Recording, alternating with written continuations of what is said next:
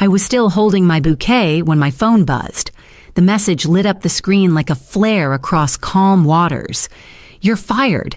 Consider it my gift to you." No subject, no context, just that.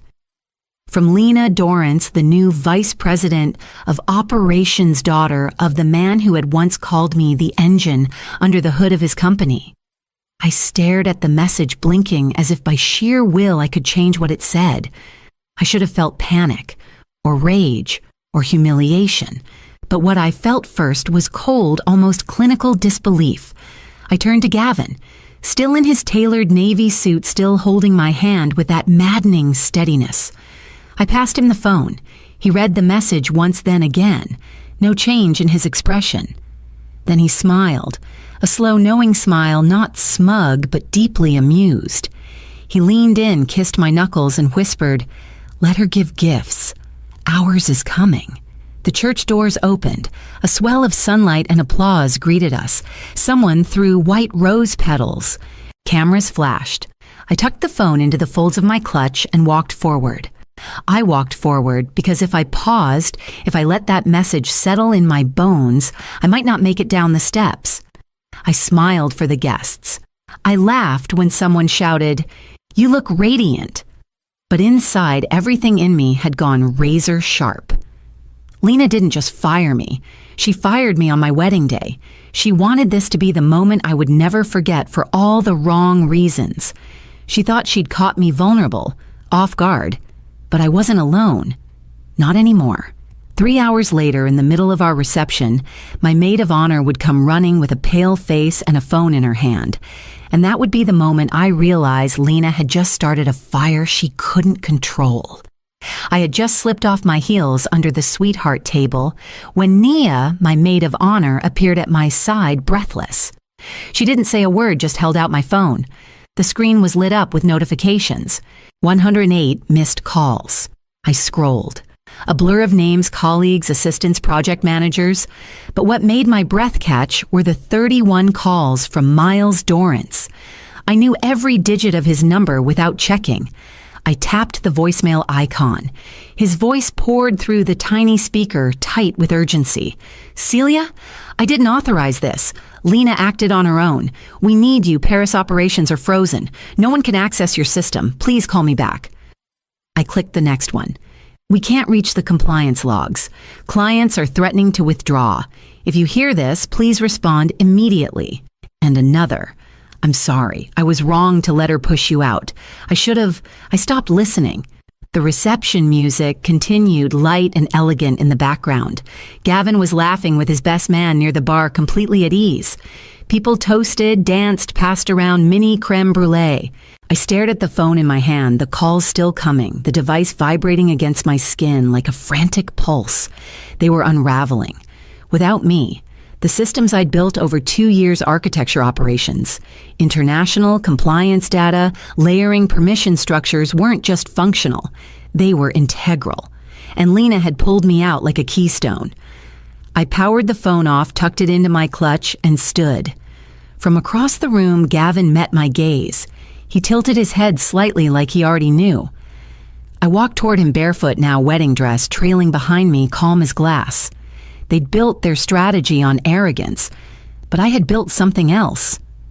2 years ago, I sat across from Miles Dorrance in his glass-walled office while he scrawled bullet points on a legal pad like a man chasing a vision. He'd just returned from Zurich, furious that a last-minute client request had been lost in an outdated filing system. "Fix it," he said simply. "All of it." I did. In 8 months, I rebuilt the operational core of Dorrance Atelier from scratch, designed a proprietary backend with tiered permissions, built-in audit trails, encrypted compliance triggers.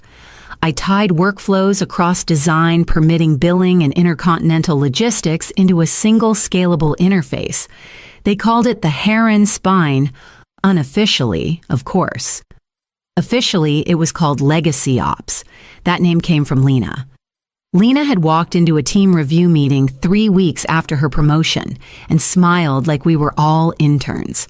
She glanced at my roadmap, skimmed the key integration sequence, then dismissed the entire structure as overbuilt. It's useful, she'd said, but let's modernize the narrative. We'll just call this legacy operations support. She didn't even look at me. What she never grasped, what she couldn't see behind her curated slide decks and hollow performance metrics, was that this system didn't just track things, it anticipated them. It was intelligent by design, and it needed human calibration mine.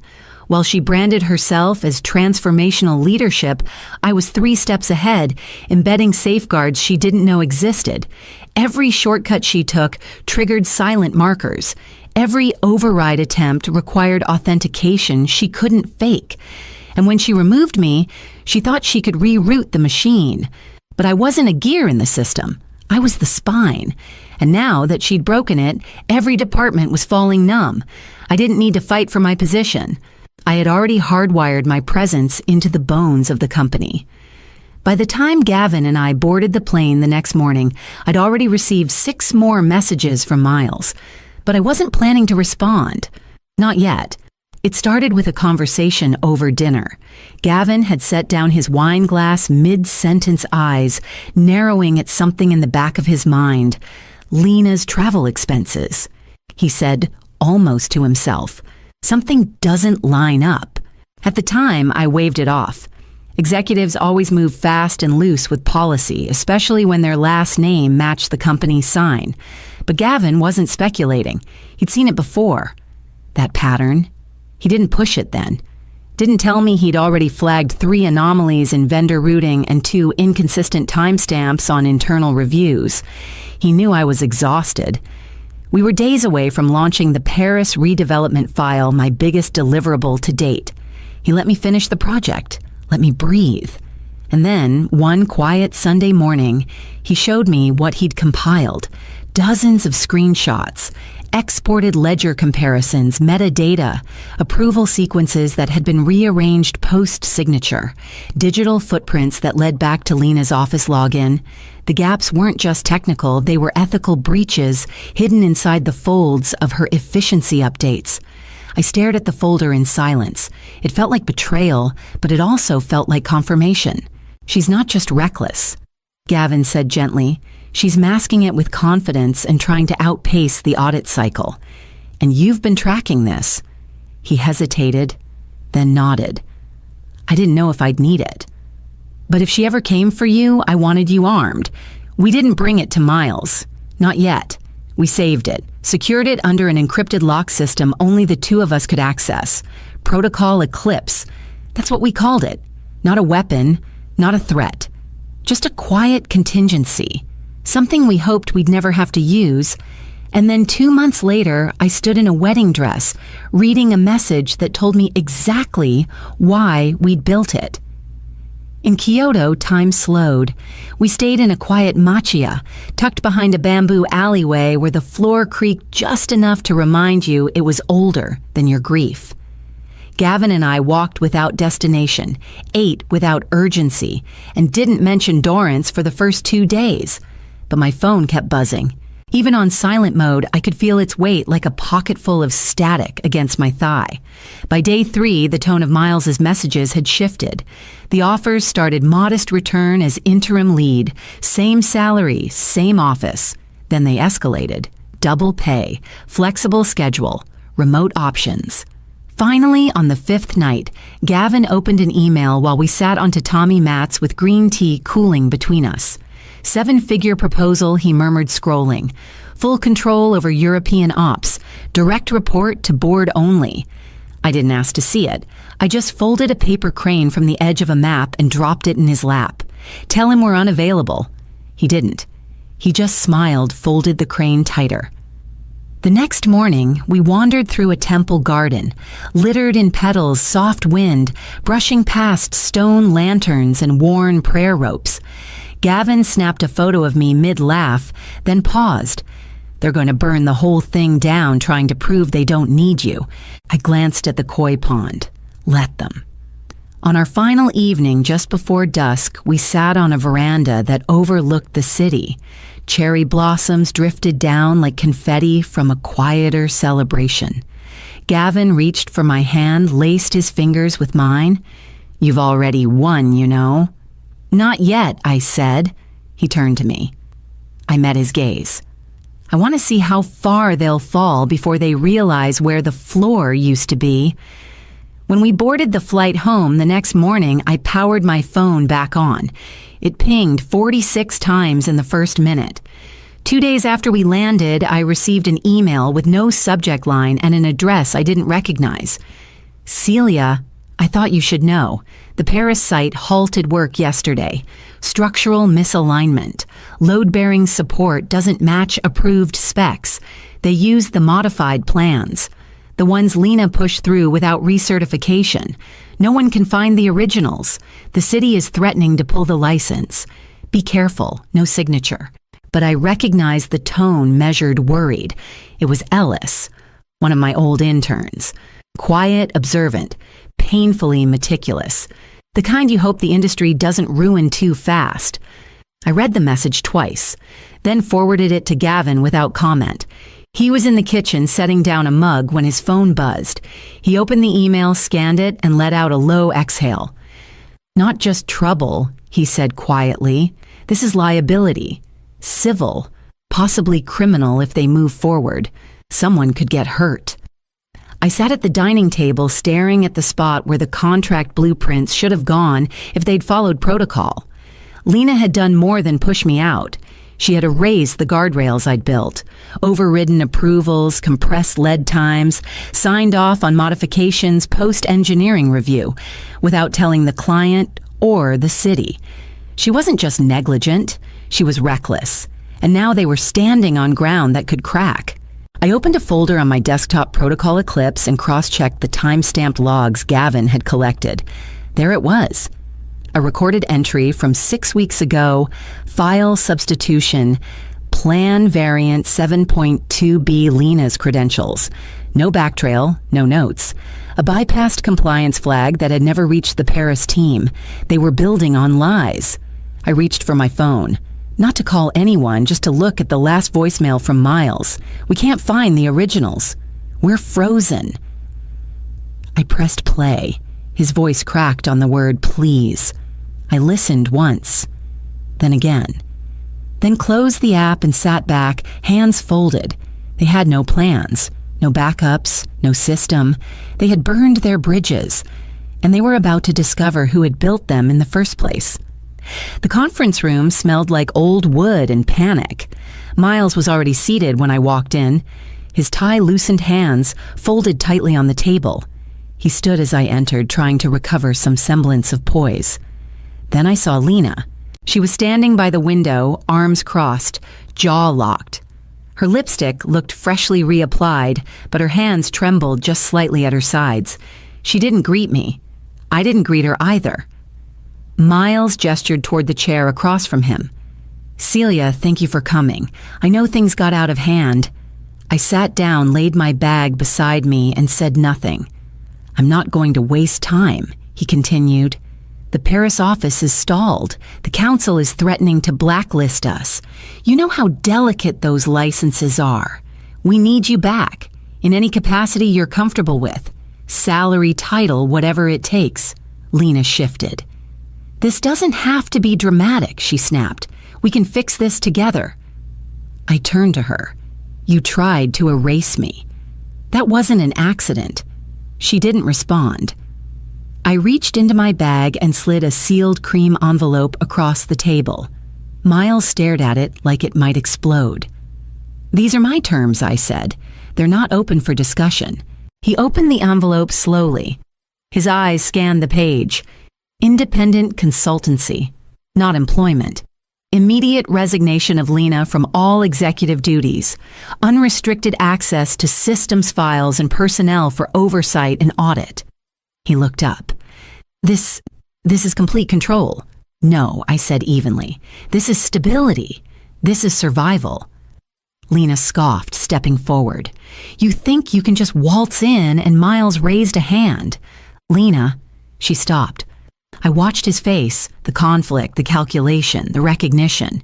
You'll have an answer by morning, he said at last. I stood, nodded once, and left the envelope on the table. By the time I reached the elevator, I had no doubt.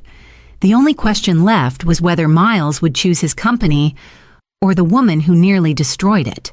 That night, Gavin and I sat across from each other in the kitchen, the kind of quiet between us that didn't come from anger, but from something weightier.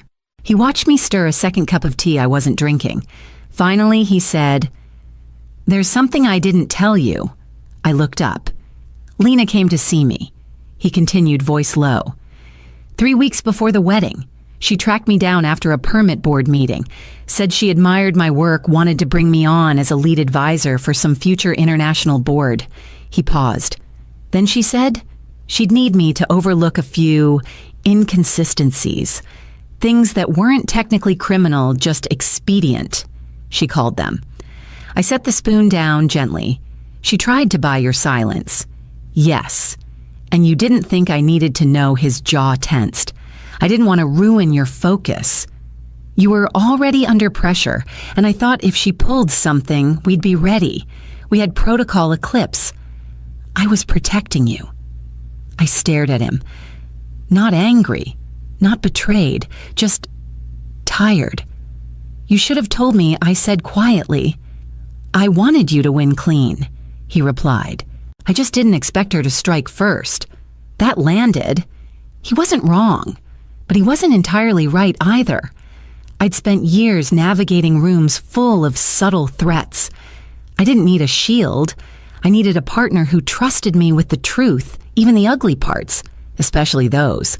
Still, I reached for his hand, not out of forgiveness, but because I knew we were still on the same side. Mostly. Do you think Miles will accept the terms Gavin asked? I nodded.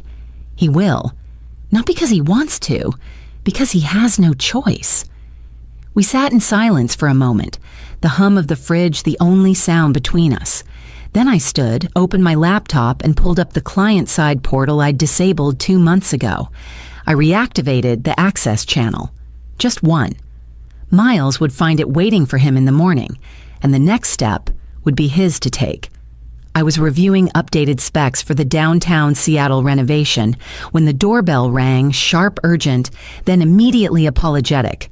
I opened it to find Imani Rowe wrapped in a long gray coat, eyes darting behind her, as if she wasn't sure she should have come. I hadn't seen her since the week Lena took over. We stood there for a beat.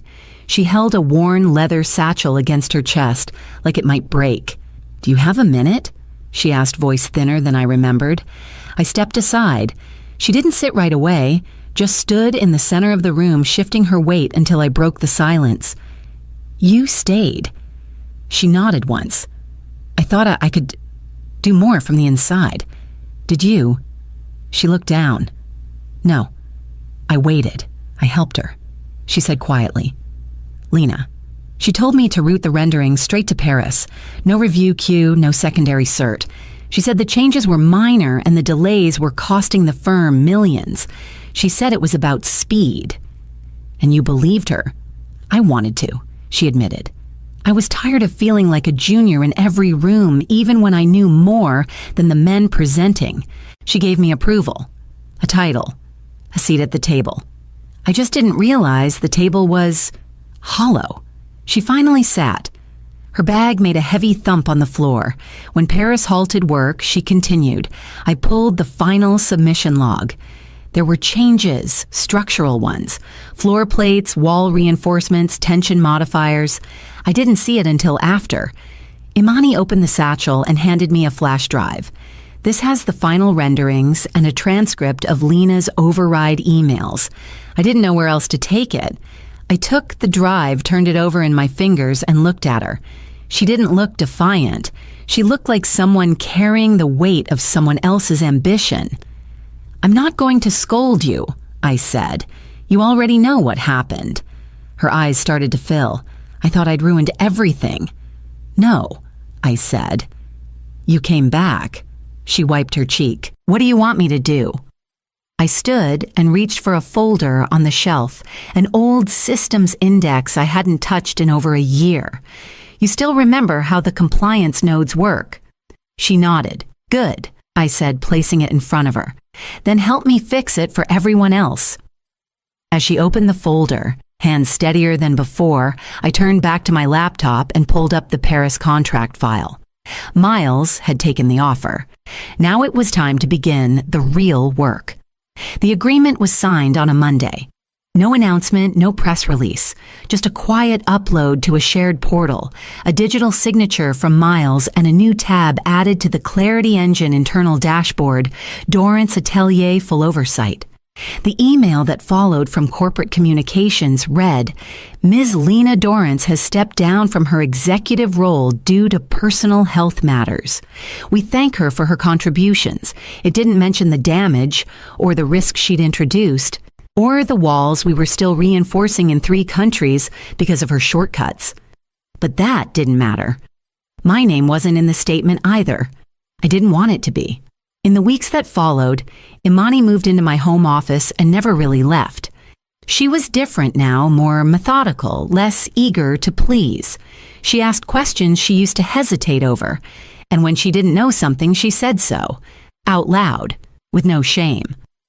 We rewrote protocol stacks together, reconstructed the compliance engine in layers, and sent the first real-time audit report to Paris within 10 days. The site was stable again. I flew there quietly. No welcome tour, no cameras, just me, a clipboard, and a walkthrough with the foreman, who looked surprised to see the consultant personally checking the anchoring plates. Back in Seattle, I took meetings late and reviewed blueprints until the city lights blurred into static. I didn't feel triumphant. I didn't feel much at all. Then one afternoon, a writer from an architecture industry publication asked for an interview.